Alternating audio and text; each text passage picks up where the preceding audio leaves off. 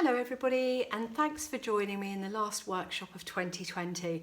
I think we'll all be very glad to see the end of this year, won't we? But I'm really looking forward to welcoming everybody back to my real workshops with real people. Hopefully next year it will be absolutely lovely, and I've got some lovely plans and exciting things coming up for the workshop for 2021. So here's the last workshop, as I said, and it's this lovely ring using this beautiful moss frame with this plastic liner insert as well. So if you take your block of Oasis and literally just slice an area off at the top, like so, and then cut that in half, long ways like that. That's an ideal size for what we're going to use now. And literally the rest of your foam you can be saving for another day. So once it's soaked, we have pieces like this. And literally it's as simple as just popping it into the liner. So make sure the liner is fully enclosing the Oasis and doesn't slip down at all. 2 slices off your Oasis should absolutely do it fine, because then you just need that little bit on the end there. Nothing technical about that, it's just popping enough in just to make sure that you've got a nice area there. I said I'm sorry if I'm going to be rushing through this, but as we learnt with the technological difficulties, up to 9 minutes we can cope with to get through in WhatsApp. Anything more, it's a complete no-no. So I'm going to crack on with this, and hopefully it'll all make sense, but any problems, please just give me a shout. So with our eucalyptus, there's a few different types of eucalyptus in the packs, so please, if yours looks slightly different, don't worry at all. And the shape that I'm going for is very much a crescent moon sort of shape, so it sort of comes out a little bit like this. It's a very loose design, so don't worry about being too technical. What we just need to make sure is that it looks good though from all angles, because obviously it's a ring, so if it's in the centre of a table we need to have interest right the way through.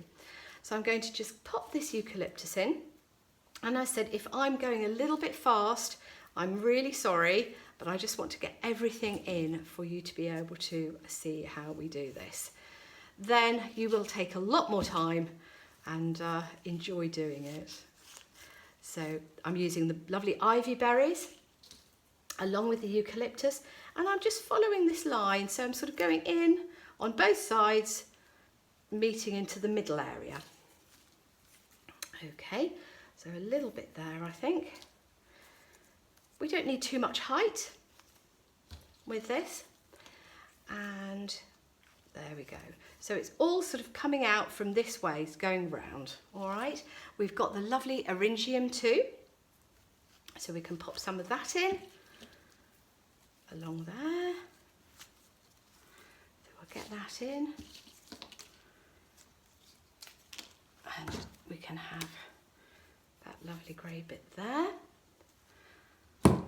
Now I'm using a cream lisianthus. There's some beautiful white in the packs as well. So depending on the colour scheme that you're going for, you'll have the white or the cream. Okay, so I'm popping that in. Again, sort of coming in from that side, then I'm going to come in from this side. So everything is sort of meeting in the middle. Okay, like that. And there we go. Then I think we need to get these succulents in. So what I'm doing is taking them out of the little pots and just taking off as much soil as I can, just so that there's a nice little clump under there enclosing the roots, but no sort of excess. Then get some of the lovely moss and literally just wrap the moss around the roots, so you make almost like a little nest for it. And then there's 3. So I'm going to be placing mine, so there's sort of 2 visible here from the outside and 1 in the centre. So that one is going to go exactly there. Some of them are pink and some of them are grey. There's a lighter green and a darker green, but it just all adds to the lovely texture of this. Then I'm taking some of my wires, some of my stub wires, cutting them and making them into little hairpins. Can everybody see that? And then literally just skewer it in like that. And generally Just a few will be enough, just to secure it into the foam, like that. Then I've got this little one, which is gorgeous, like a little rosette. So again, we'll do the same. We'll get some foam, not foam, Oasis, and pop that round into there, like that. And then that one I'm going to pop over here. Now this one might need a slightly longer hairpin to give it some real security, because I want to have it right on the edge of the Oasis. So skewering that in. This one as well, I'm just going to bend into a little hairpin at the top, and I'm actually going to put it into the plant to get that really nice and secure in there.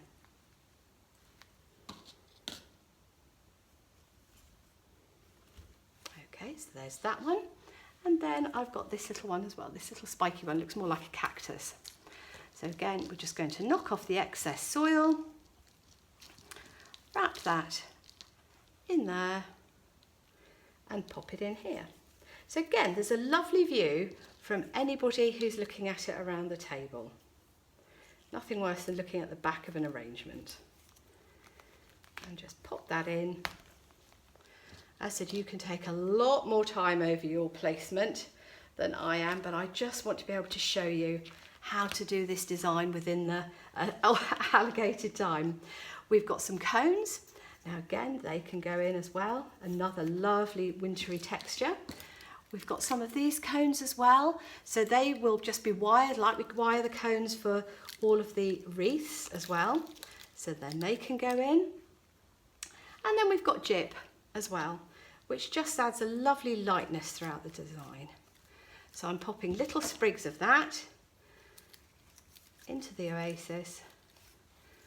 And I said, you can take a lot more time, but I know from experience that I've got until about 9 minutes, and then that is it, unfortunately, for me getting it through onto WhatsApp. So hopefully that has given you all the tools that you need to create this lovely design for your Christmas tables. And I hope you really do have a super, super Christmas. And I look forward to seeing you all in the new year. Hopefully back to normal, and hopefully with enjoying everybody's company. So I hope that all helps. I hope that's really clear and you enjoy creating your lovely design.